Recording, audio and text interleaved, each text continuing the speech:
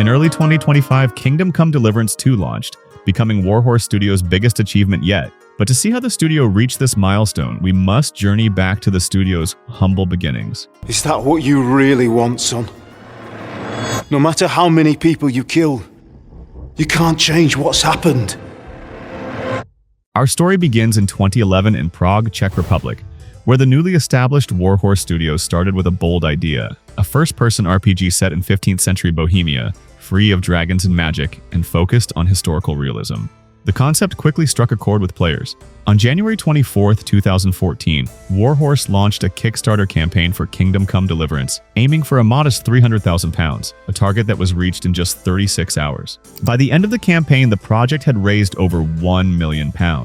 For Warhorse, it was a powerful validation of nearly 2 years of work, proving that their vision resonated far beyond the studio walls. Following the success of the Kickstarter campaign, the team decided not to put the game into early access. Instead, they used the funds to expand from 20 to 100 developers and embark on a traditional 4-year development cycle for a release, originally slated for late 2015. Throughout the development, Warhorse leaned heavily on history, consulting museum experts and historians to build an authentic medieval world. This was a bold choice, as most medieval RPGs lean heavily on dragons, griffins, and basilisks.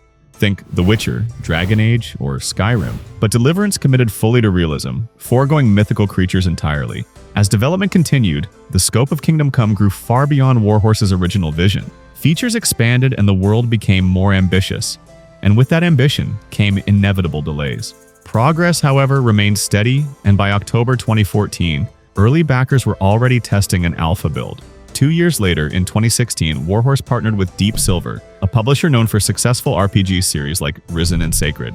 The collaboration helped bring Kingdom Come to a global audience, giving the studio the support it needed to realize its ambitious vision. After years of anticipation, the game finally launched on February 13, 2018 for PC, PlayStation 4, and Xbox One. The release was nothing short of a blockbuster. Deliverance shot to the top of Steam's bestseller list, selling over 500,000 copies in just 2 days and surpassing 1 million within 2 weeks. Critical reception was solid, with Metacritic giving the PC version a 76 and IGN awarding it 8 out of 10 for its ambition and commitment to authenticity. Among players, the response was even warmer. On Steam, the game currently sits at a very positive rating based on nearly 60,000 user reviews. Warhorse didn't rest after launch. In mid-2018, the studio unveiled a roadmap of major story expansions that would keep Kingdom Come alive for years to come. The first DLC, From the Ashes, gave players the chance to rebuild a ruined village and govern it as bailiff. By the end of the year, 2 more stories had arrived. The amorous adventures of Sir Hans Capon, a lighthearted romp following the fan-favorite noble, and Band of Bastards, which leaned into gritty mercenary skirmishes. The final expansion, A Woman's Lot, released in early 2019, closed the book on Deliverance. Offered free to Kickstarter backers, it added a new perspective by letting players step into the role of Boschka, providing both an epilogue and a fresh view of the game's world. Together, these DLCs expanded the story and were later collected into the Royal Edition, bundling the base game with all expansions. Momentum didn't stop there. That summer, Deliverance reached an even wider audience through Humble Monthly. The promotion was a huge boost for the community and kept the game alive for years to come. Sales continued to climb steadily, and by mid-2020, Deliverance had sold over 3 million copies worldwide. A Nintendo Switch version was announced in 2021, and after several years in development, finally released in March 2024. By the end of the year, sales had surpassed 8 million copies, a remarkable milestone that showcased both Warhorse's persistence and the enduring appeal of their uncompromising vision. Even as Deliverance was still finding new audiences, Warhorse was already looking ahead. In July 2019, the studio began work on a sequel, this time with twice the budget and resources. Internally, the goal was clear: to finally realize the full vision of what Kingdom Come could be.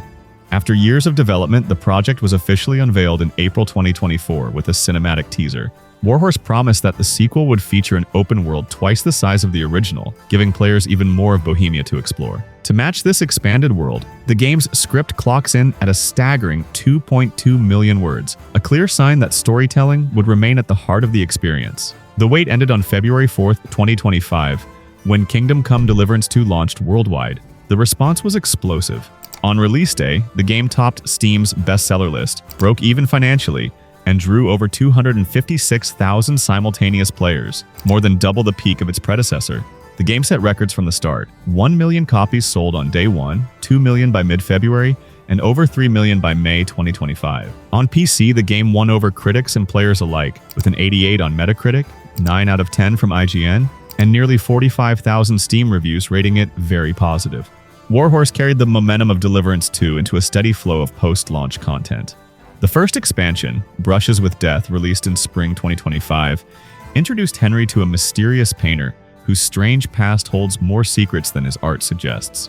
What begins as a simple favor soon spirals into a sprawling questline across both game maps, as Henry persuades, bargains with, and sometimes eliminates figures from every corner of Bohemia to help complete the artist's masterpiece. The second expansion, Legacy of the Forge, shifted focus to Kuttenberg and Henry's own family history. Here, players take control of a legendary forge once tied to Henry's father, restoring it from ruins into a thriving hub of craftsmanship. Alongside uncovering hidden chapters of his father's past, Henry can design, customize, and expand the forge and living quarters. The saga is set to continue later in the year with Mysteria Ecclesiae, slated for winter 2025, which promises to delve into the shadowy intrigues of the medieval church. Together, these expansions ensure that Henry's story and Warhorse's Bohemia continues to grow well beyond the base game. Looking back, the rise of Kingdom Come feels almost as unlikely as Henry's own journey. Warhorse Studios began with little more than a clear vision and an unshakable determination, facing skepticism and limited resources. Yet by committing to their idea and taking the time to execute it right, they transformed a modest Kickstarter dream into one of the most respected RPG franchises of the decade. In many ways, Henry's path mirrors the studio's, from humble beginnings through hardship and doubt toward hard-earned triumph. It's a reminder of what can be achieved when creativity is given room to breathe, something that feels increasingly rare in today's industry. That's what makes Warhorse's effort not just admirable, but inspiring, proving that great games are still possible when passion leads the way. Henry's saga shows us that persistence, vision, and a bit of stubborn grit can carry you from nothing to greatness. Now your quest is much simpler. Pledge your sword by subscribing so you don't miss the next chapter. And if you want more stories of ambition and world building, don't miss our video on Echoes of the End.